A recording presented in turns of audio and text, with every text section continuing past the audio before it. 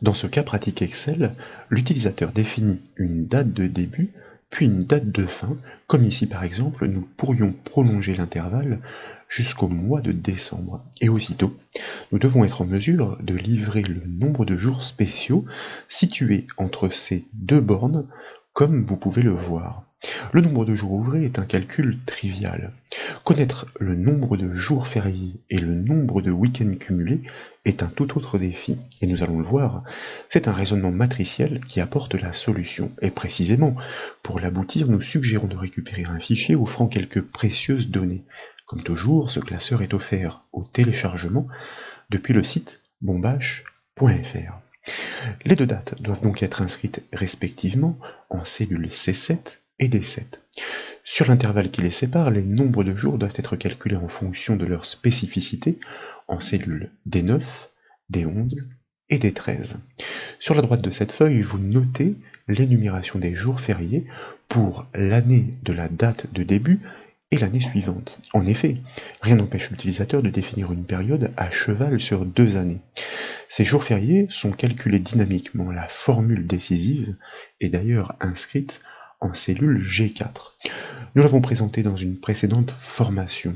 Elle permet de calculer le dimanche de Pâques en fonction de l'année spécifiée.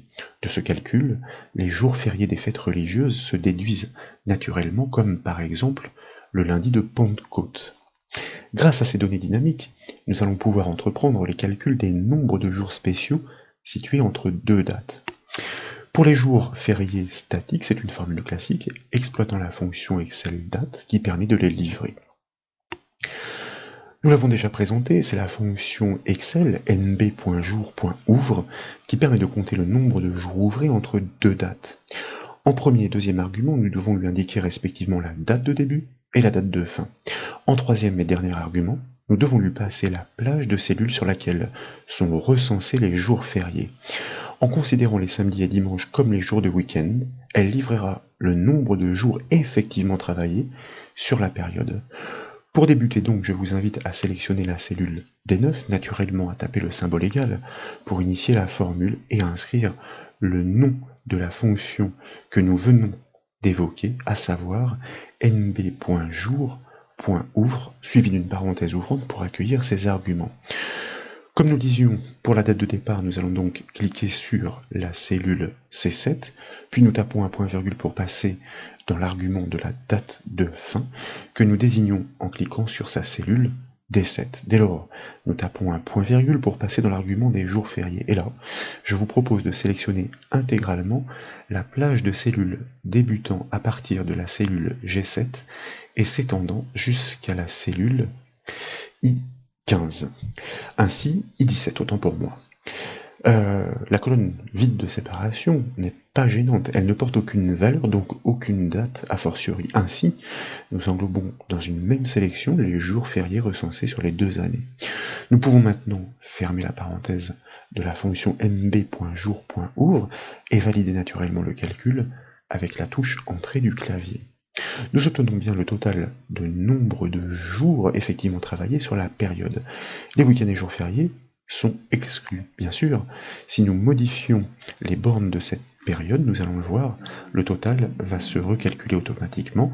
Nous allons prolonger cette période jusqu'au 30 décembre 2020. La syntaxe de ce calcul est donc relativement simple grâce à la puissance de cette fonction nb.jour.ouvre. Ensuite, pour calculer le nombre de jours fériés entre deux dates, nous devons enclencher un raisonnement matriciel comme nous le disions. L'astuce consiste à construire une matrice virtuelle représentant toutes les dates situées entre les bornes de la période définie. Et nous devons recouper cette matrice avec la plage des jours fériés. Si les dates coïncident, nous saurons qu'il s'agit de jours fériés à exclure du décompte. Et pour engager un décompte conditionnel, nous devons exploiter la fonction Excel nb.si. Donc, nous commençons par sélectionner cette cellule D11, et puis bien sûr, nous tapons le symbole égal pour débuter la formule. Nous appelons notre fonction matricielle SUMPROD, suivie d'une parenthèse ouvrante. Comme vous le savez, dans sa version classique, cette fonction permet d'additionner les valeurs multipliées sur les lignes respectives des matrices engagées. Mais lorsqu'elle vérifie des conditions, elle les dénombre et les additionne. Il en résultera le nombre de jours fériés entre les deux dates. Je vous propose ensuite d'inscrire donc la fonction de dénombrement matriciel, nous l'avons évoqué, soit nb.si, suivi d'une parenthèse ouvrante. Et nous allons désigner l'ensemble des jours fériés, comme précédemment, en zonant cette plage de la cellule G7 à la cellule I17. Nous spécifions donc la plage de cellules sur laquelle nous souhaitons observer la présence de toutes les dates situées entre les bornes de la période définie. Pour cela, en guise de critères à dénombrer, nous devons énoncer toutes ces dates sous forme de matrice virtuelle. Donc nous tapons un point virgule pour passer dans l'argument du critère de cette fonction nb.si, et nous allons utiliser notre fonction ligne suivie d'une parenthèse ouvrante. Elle permet de renvoyer, comme vous le savez, l'indice de ligne d'une cellule, mais nous n'allons pas lui passer une cellule, mais l'ensemble des lignes potentielles qui auraient servi à énumérer toutes les dates situées dans l'intervalle. Et pour que cette fonction retourne le contenu de ces dernières, nous devons exploiter la fonction indirecte. Donc, nous inscrivons cette fonction d'interprétation indirecte suivie d'une parenthèse ouvrante. Puis, nous désignons la première date pour définir le point de départ de cette matrice virtuelle, soit C7. Ensuite, nous inscrivons le caractère de concaténation pour annoncer la borne supérieure à suivre. Vous savez que dans une plage de cellules, ces bornes sont séparées du symbole de point que nous devons donc inscrire entre double cote, entre guillemets, puis nous inscrivons un nouveau caractère de concaténation pour pouvoir ensuite désigner la date de fin, soit la cellule D7, donc la borne inférieure de cette matrice virtuelle. Dès lors, nous pouvons fermer la parenthèse de la fonction indirecte, nous pouvons fermer la parenthèse de la fonction ligne, et nous pouvons fermer la parenthèse de la fonction nb.si. Et enfin, nous pouvons fermer la parenthèse de la fonction SUMPROD. Il ne nous reste plus qu'à valider le calcul par la touche Entrée du clavier. Le résultat tombe, et sa cohérence est très simple à confirmer, en analysant la table des jours fériés. En l'occurrence, pour le mois de novembre, il y a effectivement le 1er et le 11 novembre qui sont fériés, et pour le mois de décembre, le 25 décembre. Une fois encore, si vous ajustez les bornes de cette plage, très simplement ici en revenant jusqu'au 30 novembre, et bien très simplement vous remarquez que le calcul s'actualise pour ajuster le nombre de jours fériés compris dans cette plage, dans cet intervalle. Désormais, pour dénombrer les jours de week-end et les jours fériés entre deux dates, nous devons vérifier que ces données ne se recoupent pas. Un jour férié qui tombe un week-end ne doit pas être comptabilisé deux fois. Nous devons donc vérifier un critère sur le jour de semaine de chaque date de la matrice virtuelle. Pour cela, nous devons exploiter la fonction Excel joursum. Dans le même temps, nous devons nous assurer que ces jours de week-end ne sont pas énoncés dans la liste des jours fériés. Ainsi, en ne les comptabilisant pas, nous pourrons ajouter les jours fériés de la période pour obtenir le total cumulé exact. Mais pour simplifier la construction, tout d'abord, je vous invite dans la précédente construction à prélever l'intégralité de la syntaxe de la matrice virtuelle, sans oublier les deux parenthèses fermantes respectivement pour la fonction indirecte et la fonction ligne, que nous allons copier par exemple avec le raccourci clavier CTRL-C, et puis pour ne pas altérer la formule, nous allons sortir de la barre de formule avec la touche entrée du clavier. Ensuite, nous sélectionnons la cellule D13. Pour ce calcul cumulé, nous tapons le symbole égal pour initier la syntaxe. Nous appelons notre fonction matricielle SUMPROD suivie d'une parenthèse ouvrante. Et nous allons dans l'enchaînement ouvrir une nouvelle parenthèse, tout simplement pour accueillir la première matrice conditionnelle. Comme nous le disions, nous avons besoin de la fonction qui permet de restituer le numéro de semaine d'une date, soit la fonction joursum suivie d'une parenthèse ouvrante. Suite à quoi, en guise de date, eh bien sûr, dans ce raisonnement matriciel, nous allons lui passer la matrice des dates. C'est ici donc que nous collons notre précédente syntaxe de cette fameuse matrice virtuelle. Dès lors, nous pouvons taper un point-virgule pour passer dans le second argument de la fonction joursum. Et ici, nous allons inscrire le chiffre 2 pour raisonner sur le calendrier français. Par défaut, et comme vous le savez, cette fonction résonne sur le calendrier américain, et dans ce contexte, le dimanche est le premier jour de la semaine et non le 7e. Avec le calendrier français, nous allons pouvoir simplifier le double critère comme vous allez le voir. Tout d'abord, nous fermons la parenthèse de la fonction joursum, et puis nous allons inscrire l'inégalité suivante supérieure à 5. Comme nous le disions et de fait, nous cherchons à repérer dans le calendrier français toutes les dates pour lesquelles le jour de semaine est supérieur à 5. Il ne reste que les samedis et dimanches, soit les jours de week-end. Nous pouvons maintenant fermer la parenthèse de cette matrice conditionnelle, puis nous allons taper le symbole de l'étoile pour annoncer le critère à recouper.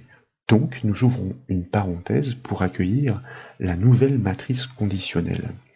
Et nous allons exploiter, comme tout à l'heure, notre fonction de dénombrement conditionnel, soit nb.si, suivie d'une parenthèse ouvrante. Et bien sûr, comme il s'agit de faire une analyse sur les jours fériés, nous allons de nouveau désigner l'intégralité de la plage de la cellule G7 à la cellule I17. Ensuite, nous tapons un point-virgule pour passer dans l'argument du critère à compter. Et ce critère, quel est-il? Eh bien, c'est cette correspondance avec cette matrice virtuelle que nous collons de nouveau. Nous avons donc bien fait de prendre soin de la copier en amont. Dès lors, nous pouvons fermer la parenthèse de notre fonction nb.si et taper le critère suivant égale 0. Ainsi, nous cherchons à vérifier que ces dates identifiées comme jours de week-end ne sont pas dans le même temps des jours fériés. Si tel est le cas, elles ne seront pas comptabilisées. C'est ainsi que nous allons maintenant pouvoir ajouter ces jours fériés regroupés sans risquer de les doubler dans le décompte. Tout d'abord, nous devons fermer la parenthèse de cette deuxième matrice conditionnelle, et puis nous allons fermer la parenthèse de notre fonction SUMPROD qui vient de recouper ces deux critères, donc. Puis, je vous invite à inscrire le symbole plus cette fois pour annoncer non pas le critère à recouper, mais à combiner, à ajouter.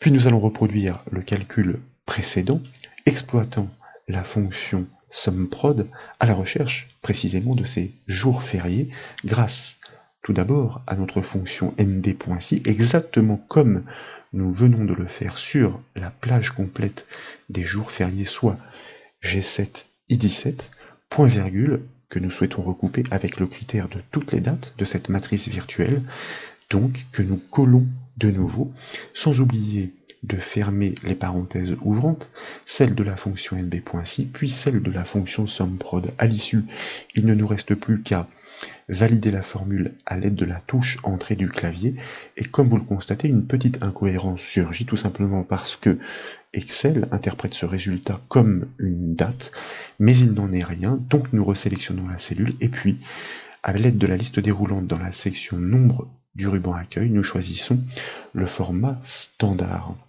Nous obtenons bien le décompte des jours remarquables cumulés et non doublés en cas de recoupement. Et comme toujours, si nous ajustons les bornes de cette période en revenant ici jusqu'au 30 décembre, eh bien, vous constatez que les résultats des décomptes s'actualisent parfaitement. Certes, la formule que nous avons construite pour compter ces week-ends et jours fériés entre deux dates est plus complexe, mais elle ne fait que finalement exploiter des préceptes et techniques que nous avons recopiés, comme vous avez pu le constater. Voilà donc pour ces démonstrations, j'espère qu'elles vous ont plu. Si c'est le cas, comme toujours, je compte sur vous pour mettre un petit j'aime à la vidéo, et comme vous le savez, vous pouvez retrouver toutes les autres formations sur le site bombache.fr. Je vous remercie.